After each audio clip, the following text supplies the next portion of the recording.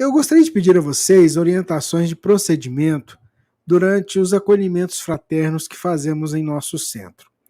Quando as mulheres ou casais que estão sendo atendidos passam por processos de abortos provocados.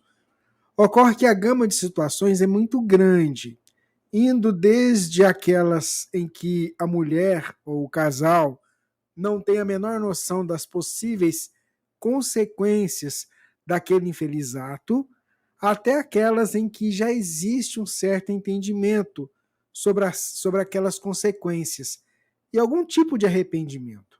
Ocorrem também as situações em que o acolhimento fraterno foi solicitado devido a determinado problema, por exemplo, relacionado exclusivamente à perda de um ente querido. E o aborto provocado é mencionado, em passant, não havendo ligação direta entre o sofrimento que trouxe a irmã ou irmão ao atendimento em questão. Neste caso, abordar o assunto do aborto com o intuito de esclarecer sobre a necessidade de não mais optar por essa escolha poderia trazer ainda mais sofrimento a quem já está com um grande tormento. Por outro lado, nada comentar poderá ser uma oportunidade perdida de auxiliar através dos ensinamentos que a doutrina espírita nos faculta. Desculpe a pergunta longa. Deus abençoe todos vocês. Passa a bola. Eu posso começar. Olha, lembrar o que Jesus falou, que não cabe a nós julgar, muito menos condenar. O livro do Espírito é muito claro que a escolha pela interrupção da gravidez não é a escolha correta, mas, como foi colocado aqui, as pessoas chegam na casa espírita sem muita noção sobre isso. Infelizmente, hoje a responsabilidade está muito mais dividida, porque a nossa sociedade ela acaba até estimulando isso como uma coisa normal e como algo moderno. Da feita que a pessoa entra na casa espírita, ela está lá para ser orientada e acolhida.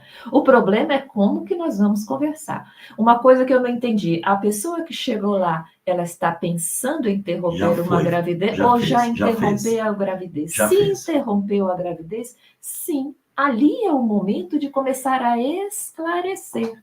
Mas, por favor, não a julgar nem condenar.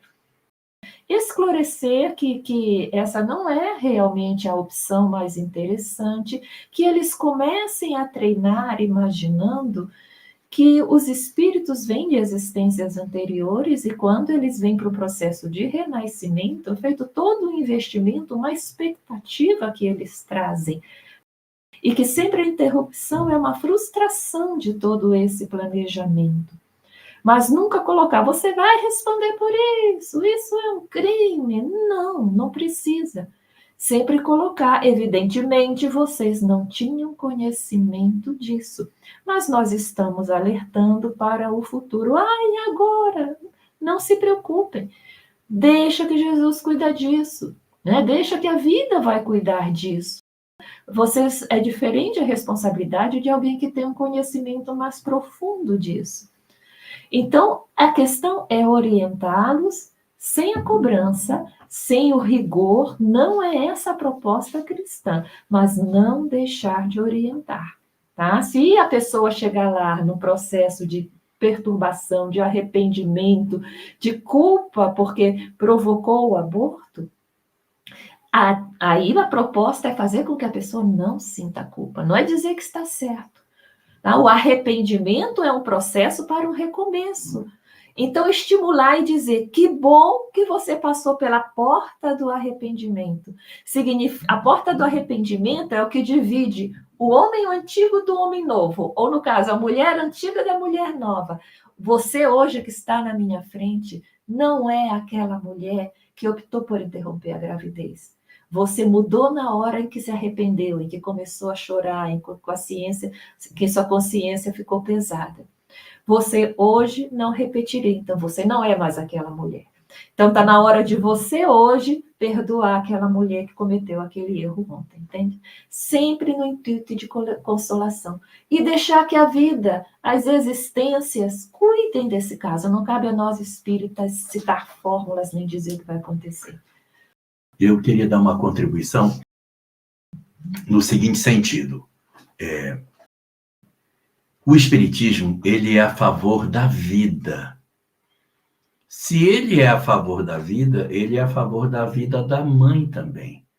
Não se pode fazer assim, nós somos a favor da vida, e aí, como eu sou a favor da vida que está no ventre, eu esmago a vida que está formada.